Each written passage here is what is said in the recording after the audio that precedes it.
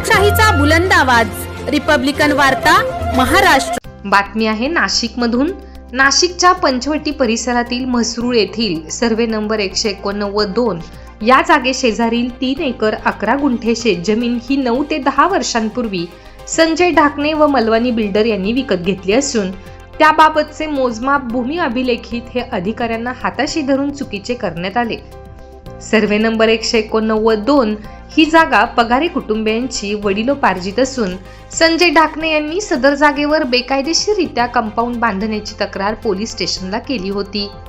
सदर तक्रारीला पगारे कुटुंबियांनी न्यायालयात दाद मागितली असून जमिनीचे प्रकरण हे न्यायालयीन प्रविष्ट असून तरी देखील संजय ढाकणे आणि त्यांच्या गुंडांकडून पगारे कुटुंबियांना वारंवार धमकावून जीवे मारण्याची धमकी दिली जात असल्यामुळे सदर पगारे कुटुंब हे मानसिक दडपणाखाली असल्या कारणाने त्यांनी पोलीस स्टेशनला देखील वारंवार मदत मागितली।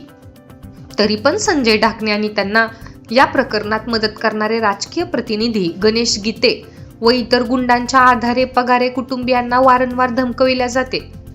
दिनांक 8 नोव्हेंबर 2024 रोजी देखील पगारे कुटुंबियांना नोटीस बजावण्यात आली, पण ही नोटीस बेकायदेशीर असून नोटीस विरुद्ध न्यायालयात दाद मागण्यासाठी पगारे कुटुंबीय यांनी नुकतीच पत्रकार परिषद घेऊन संजय ढाकणे आणि त्यांच्या गुंडांकडून जीवितास धोका आहे, सदर प्रकार हा अनुसूचित जाती जमाती अत्याचार प्रतिबंधक कायदा 1989 चे 17 अन्वये सदर व्यक्तींवर प्रतिबंधक कारवाई करावी, अन्यथा पगारे कुटुंबियांना जीवितास काही धोका झाल्यास किंवा अनुचित प्रकार घडल्यास त्यास सर्वस्वी संजय ढाकणे यांना सहकार्य करणारे गुंड तसेच प्रशासकीय अधिकारी राजकीय प्रतिनिधी जबाबदार असतील, अशी प्रतिक्रिया सचिन दत्तू पगारे यांनी प्रसार माध्यमांना दिली।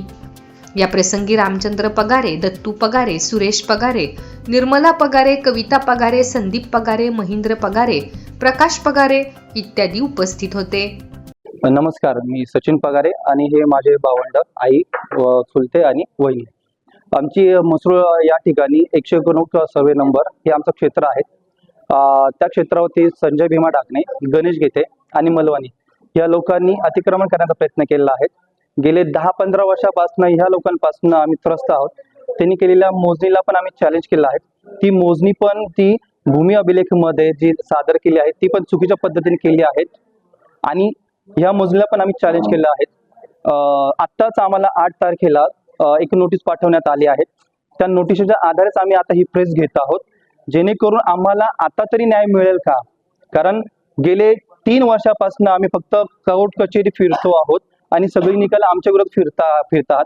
सगळी डॉक्युमेंट्स जी आहे आमच्याकडे असलेली डॉक्युमेंट ती सगळी डॉक्युमेंट्स ओरिजिनल आहेत। ती डॉक्युमेंट सर्व प्रशासनाने बघितली आहेत, तरी पण आमच्या विरोधात निकाल फिरतो आहोत। आणि ही जी प्रेस घेण्यामागे एकच कारण आहे की गेले 3 वर्षापासून आम्ही हे केसेस लढतो आहोत आणि त्यावरती न्याय मिळत नाहीये। त्यातल्यात आता पुन्हा एक केस दाखल झाली आहे। 8 तारखेला आमची तारीख होती, त्या विरोधात पण आता आम्हाला केस दाखल करायचे आहेत।